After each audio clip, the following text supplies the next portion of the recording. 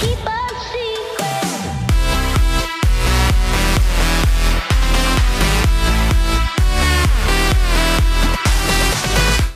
Hey, what's up everybody? 8th of July, July 8th. So today I'm just going to talk about my preparation leading up to the triathlon this weekend out at Hag Lake here in Forest Grove, Oregon. So last year I did fairly well, not too bad. I did hour 27 overall, hour 27:34. The swim was 16:32, not the greatest time in the world. To be like ultra competitive, I need to be down around 11-12 minutes on that. The bike was 43:41. Not shabby, not great. The run was 22:46. So the swim was a half mile. The bike was about 13 and a half miles, and then the run was a 5K. The transition between the swim and the bike was 2 minutes and 56 seconds, which is kind of slow. Should be down around the minute 30, maybe 2 minute mark. And then the transition between the bike and the run was 1:39. So that's where it needed to be as far as transition. Could have been a little bit faster, probably could have gotten it down under a minute, but yeah, it was a little crazy. So things to do to try to better that time. So swimming, obviously, I just need to work on form in the water, position in the water, body position. I've got plenty of strength to make the swim faster. I just got to get better technique. The bike, I really didn't have a lot of preparation last year going into the triathlon, so I have a feeling that my bike time, I should hopefully be able to shave at least 5 minutes off of that. I did it pretty slow last year. I feel a lot better this year about my biking abilities, so I hopefully should be able to shave time there. The run, I'm not going to be able to shave a ton of time. I mean, a 22:46 5K is not shabby.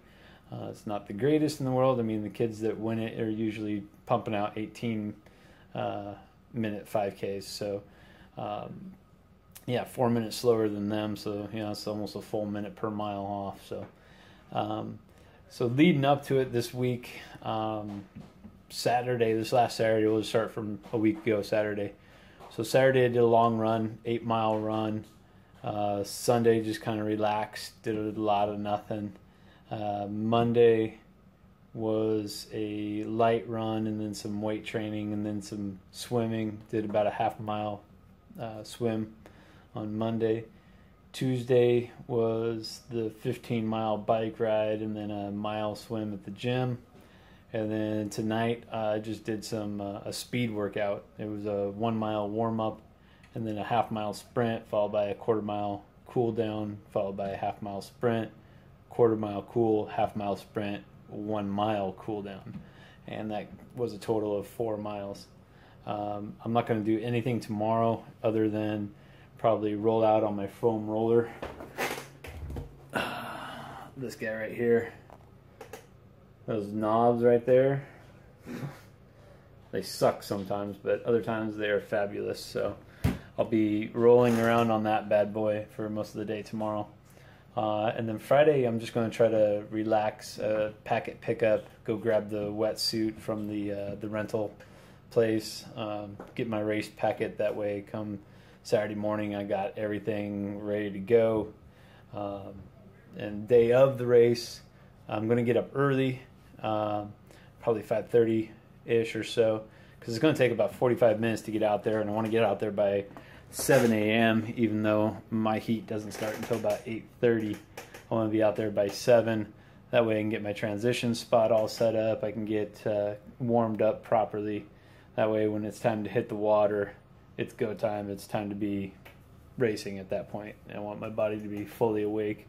So if I can get up at 5 a.m., get some good food in me first thing, you know, that load up on a little bit of carb in the morning, maybe some oatmeal, something like that will help sustain the energy for the day, because it's going to need it first thing real quick. I'm going to be able to need it fast. So, but yeah, day of the race, just get to the lake, get my body markings all done, get my station set up, and then it's just all about warming up, slowly warm the body up slowly to the point that right before it's time to go swimming, I'm pretty warm, sweating a little bit, got a little bit of heat built up, muscles are all nice and loose. Do some stretching, get the shoulders opened up, get the chest opened up, and then it's just hit the water and go for a swim.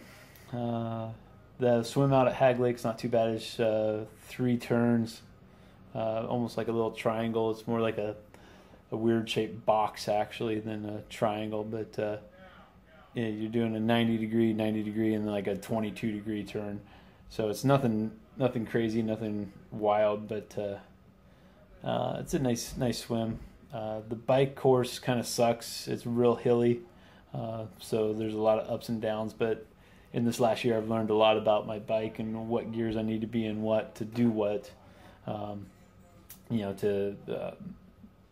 gears I need for a slope, and shifting earlier so that I can carry the speed from a downhill into an uphill, shifting down the gears as I'm coming down the hill so that when I start going up, I'm still carrying that momentum, not trying to downshift as I'm going up, because then that just slows you down more and more. And then the run is, there's a little bit of a trail run, and the trail is more like a goat trail than anything else there. So we run out, and it's basically just an out and back, same course for a 5K. So the 10K, the Olympic distance, they go just out and back, same course, but a little farther than the 5K people go. So yeah, it should be a good day. It doesn't look, weather doesn't look too crazy.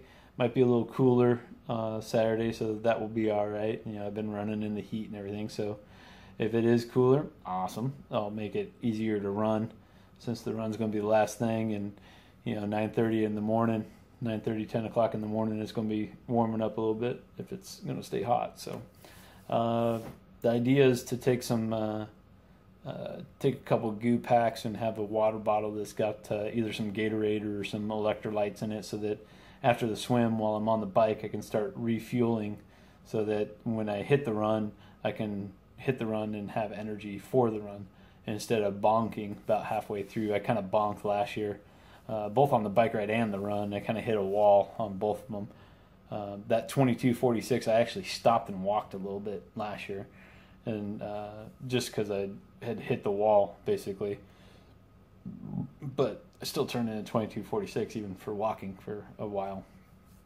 Now I didn't walk for a long time, but as far as a runner goes, it was a while. So anyway, yeah, and then just run it, kick it out all the way home until I cross that finish line. So yeah, hopefully all goes well, and hopefully I've got a new personal record. Last year was a new personal record at that 1:27:34. So hopefully this year we can get down 120-ish, 120 or lower. If I can get a sub 120, that would be outstanding. So if I can shave a minute or two off the swim and 4 to 5 minutes off of the bike, then that would be awesome. But the 15-mile bike that I did earlier yesterday, I did it in like 40-something minutes, if I remember correctly, 45 minutes, 45, 50 minutes, something like that for 15 miles, and this is only going to be like 12, 13 miles, so logic would say that I should be able to do it faster. So, but then again, I didn't hit too many hills yesterday on the ride, so nothing going on tonight after that last little run. That was just kind of a shocker to the system, just to keep my legs in check and make sure that they're not falling asleep underneath me. And it's also part of a greater plan, so that in September, when I have to run a half marathon, I've got the endurance to do that. So kind of on a running plan as well. So yeah, other than that, that's all I got for today, people. So enjoy. Talk to you tomorrow. Not sure what, so maybe we'll talk about space. I don't know. I know nothing about space, but maybe we'll talk about it. All right. See ya.